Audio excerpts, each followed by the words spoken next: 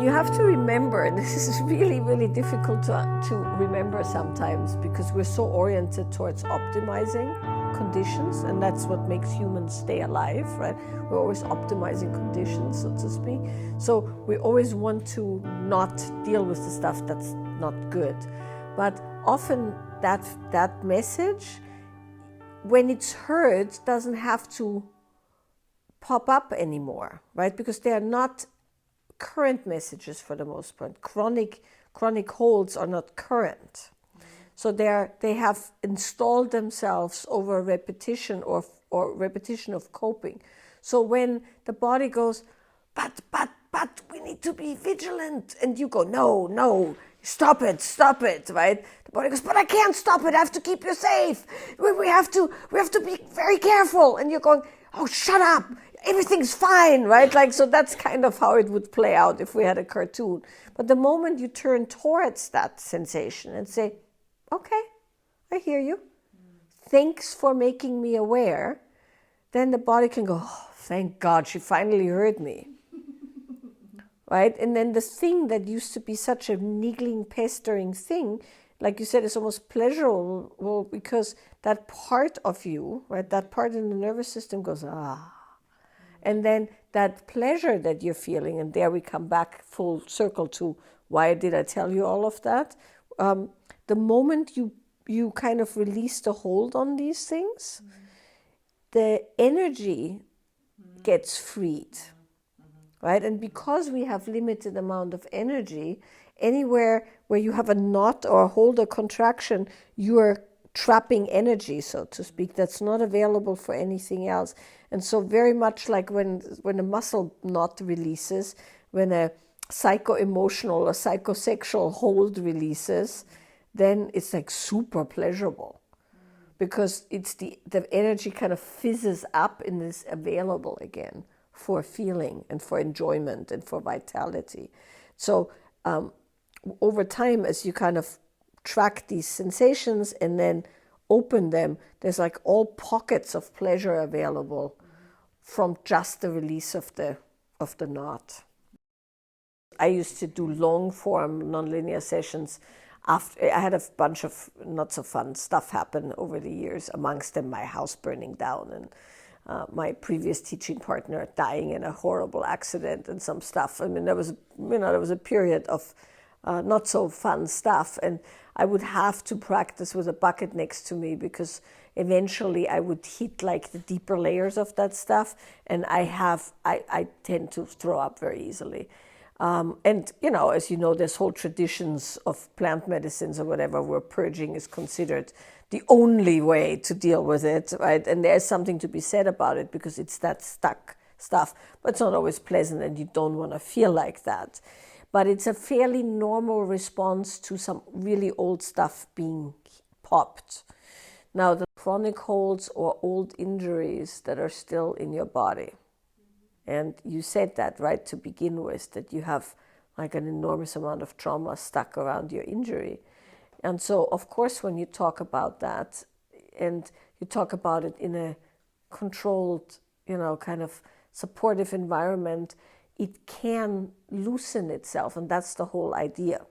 Now, you have to always remember that no one will push you ever here, right? And that it can unravel itself as it wants to. And anytime it feels like you need to put the handbrakes on, so to speak, you just rest till the body equilibrates, and then you'll start again. So there's nothing wrong with feeling bad on occasion when it lifts and you can feel a bit more freedom afterwards. Would you say you had a bit more space later? So then we're good. Yeah.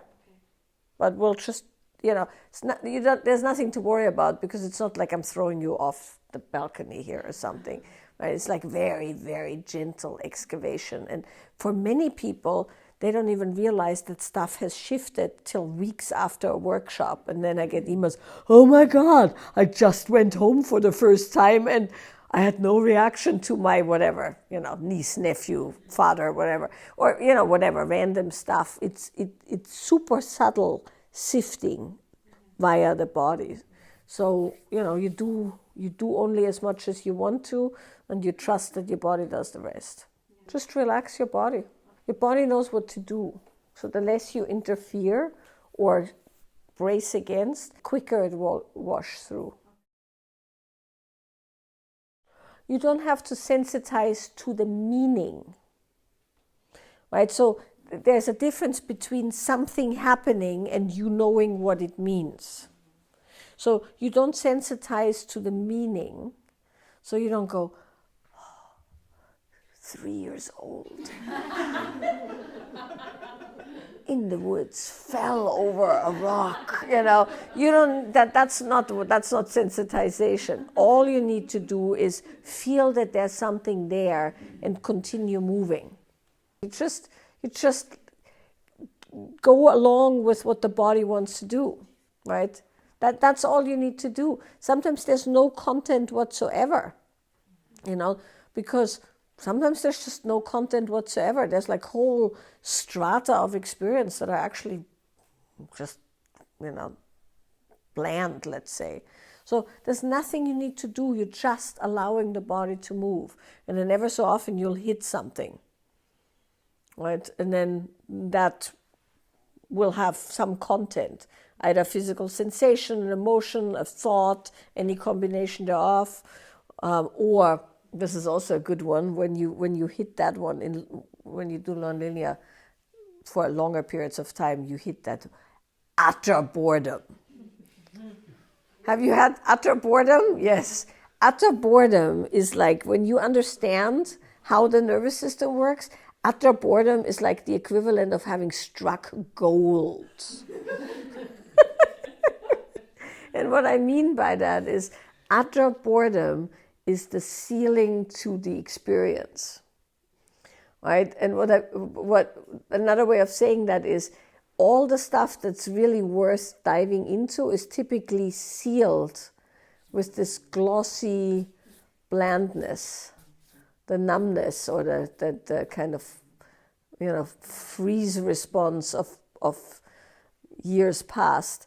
And so when you have utter boredom happening, or you start yawning a lot, or you can't be bothered anymore, that's kind of the sign to just go, okay, here it comes. Keep on moving, hang on tight, because then typically the next thing that happens is something pops up. So the sensitizing aspect is simply that you allow yourself to follow whatever shows up. That's the sensitizing. Sensitizing is not the same as distinctions. So sensitizing is simply being able to hear what's there, or feel what's there. Distinctions is equating certain sensations with certain things. So for instance, when you've done enough embodiment, you'll be able to go, oh, that feeling, let's say over here on the right, that means shame, let's say, whatever, right? You go, yeah, I know that sensation, right? And then you can go, oh, what am I having shame about? Like I'm making, you don't think that clearly typically, but you could go, I know that feeling. Last time I had that feeling was when X happened. And then you start kind of scanning your environment till you go, So that can be quite useful when you really go deep into somatic practice. We're not going that deep into somatic practice here. We're just doing what needs to be done so the system becomes more permeable and the balance between go and flow is reestablished, and then we can, we can awaken all layers of the body, from the subtle to the gross, so to speak. The only way that you really get deeply into your own material is you do everyday practice and you keep a bit of a journal. And then over a period of time, you can go, oh, every time this happens, then this happens next. But for that, you have to have regular, ongoing, consistent practice where you become kind of the cartographer of your own symbols, and like you have your own legend, so to speak, of things that can happen because you've tracked it over time. And that takes some time. Yeah. the clenching is a function of doing too much of it at a time where it's no longer appropriate for the body. So not all mental activity automatically produces a clench and a, kind of dysfunction in the lower body. There's a lot of it that's just naturally such because that's what is required. So for instance, if I'm making you stand up and do hip motions, which we'll do on day 3, we'll work a lot with the hips and stuff, then what happens naturally is all your attention goes down, right? You need a lot of energy and attention in the lower body, and you'll get a lot of like blood and energy and attention and feeling in the lower body. And then that often means there isn't a lot of, very strong analytical thinking. That's not a problem. You're not going dumb from doing hip circles. The same way you don't necessarily go numb and disordered from thinking, right? That's why I'm saying we have to be very careful that we don't have value judgments around that, right? It's completely okay to allocate all your energy up here because you need it there. It's also completely okay to allocate all your energy down there, like for instance, during really good sex. You don't have much happening in your mind. That's not a problem, right? It's just a matter of where do you need it. The problem is when you are habituated to only having it up there and you're tired or it's gone on for too long and your body is no longer capable of just producing it naturally up there, and you start having tension patterns to keep the energy up there, or to push a bit harder, or you have a lot of overload happening, so everything down here gets tight to keep everything up here going, right? I'm doing it as I'm speaking, so you can hear my voice is starting to look very different, sound very different, because I'm squeezing my entire lower body in an attempt to produce that. Now, if I go like this, my voice immediately calms down, because I just dropped the energy back down. And that's what you want to be able to do, is get the energy where you need it, release it from there so it can, flow equally. So the clenching, the ways to work against the clenching is have equally strong workout on your lower body as you have on your upper body. And if you don't have that, then you will have to increase practices that bring relaxation and aliveness and fullness in the lower body, which is why this is called awakening the pleasure body, because a lot of people have that. So you do all the practices that bring you down there, and then you have both available and you can go back and forth as needed. So that's the one thing. And then the other thing is that you can reduce the overload aspect so that the tension aspect isn't activated. So how do you reduce the overload aspect? Well, you can decrease external stimulus, right? That's fairly easy to do. Don't put all the bright lights on. Don't have the TV, the blow dryer, the radio, and your phone going while you're scrolling through Instagram and talking to your boyfriend or something, right? That's a fairly easy thing to do. I said that, I don't know when I said that, and sometimes in the last couple of days, multitasking is highly overrated for the brain. The brain doesn't like multitasking. It cuts energy because it has to constantly slice.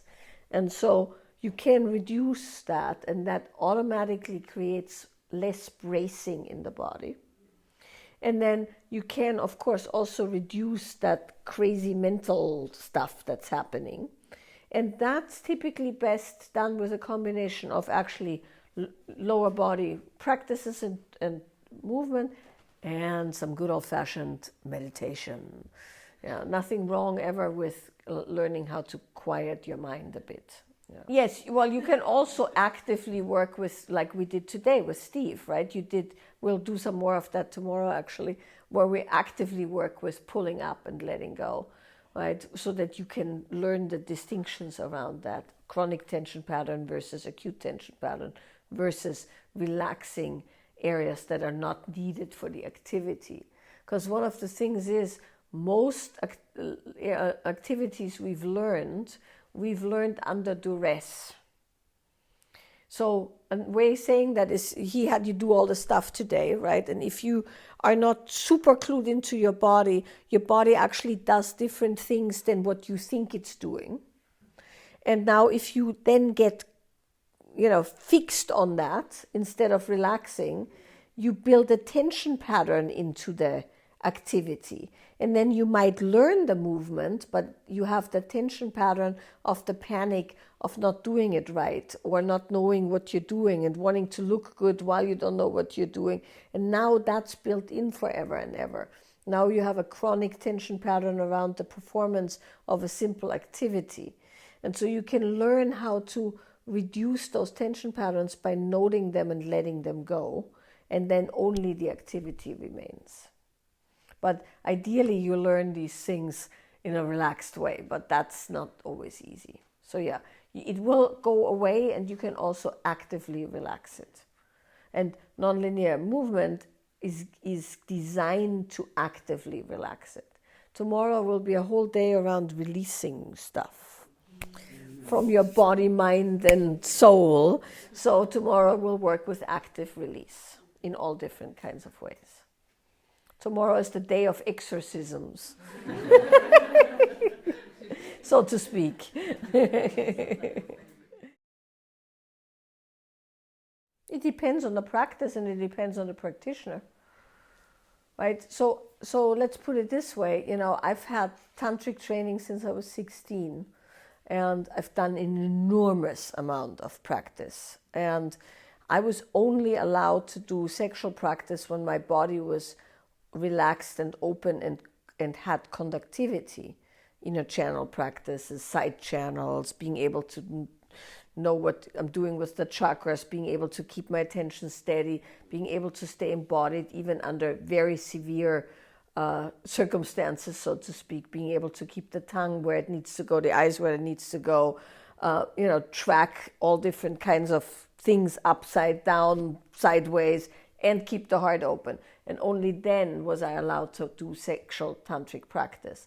And in most proper traditions, that takes years. And of course, not many people want to do years of that kind of practice. So nowadays, you get kind of, Mac Tantra practices, where essentially the idea is if you just push hard enough, something will open and you'll pop and it will be fine.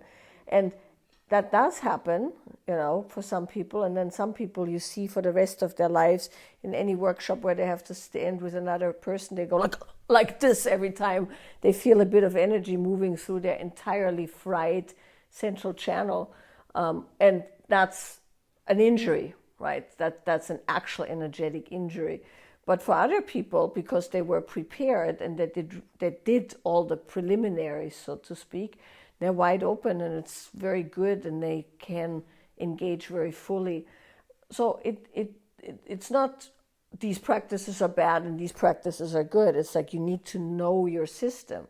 So a good rule of thumb is if you have any sexual trauma, you don't want to do tantric sexual practice till you've worked the trauma out of your body, because your trauma pattern will very conveniently redirect itself towards the practice in a way that you're still re-traumatizing yourself while you think you're now spiritual, versus people.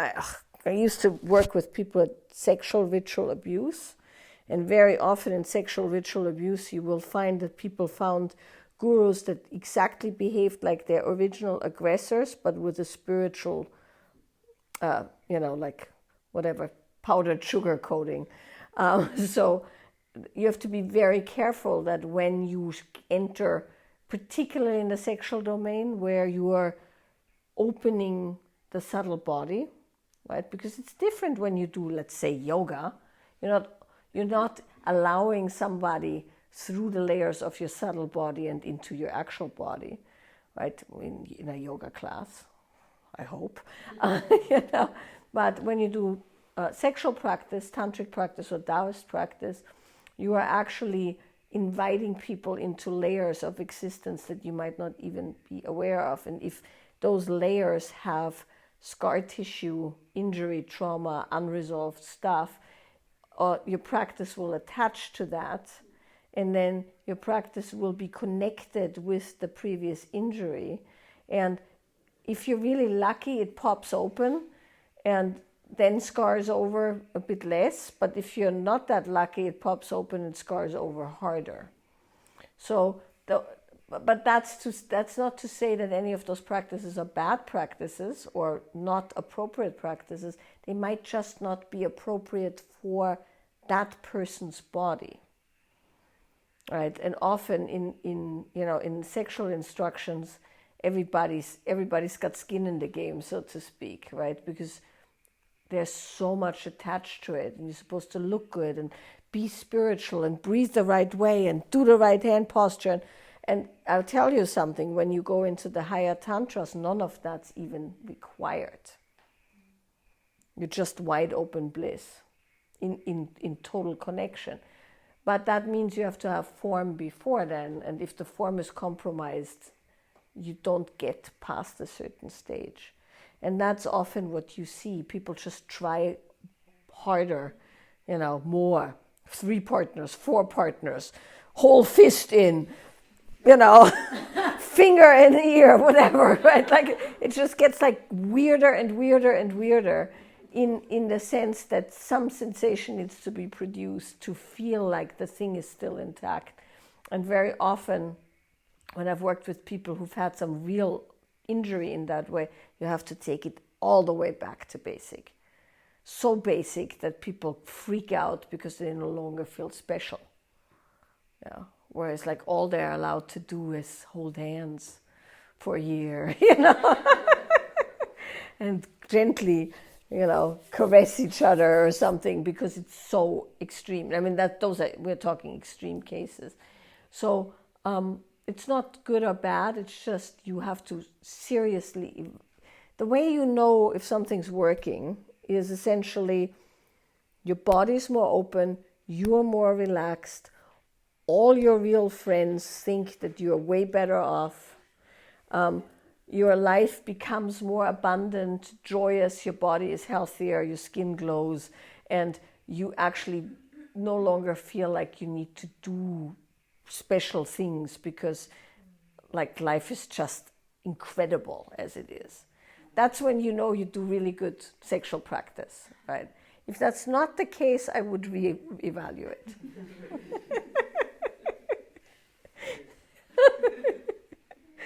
And that's a guideline. There's much more to it.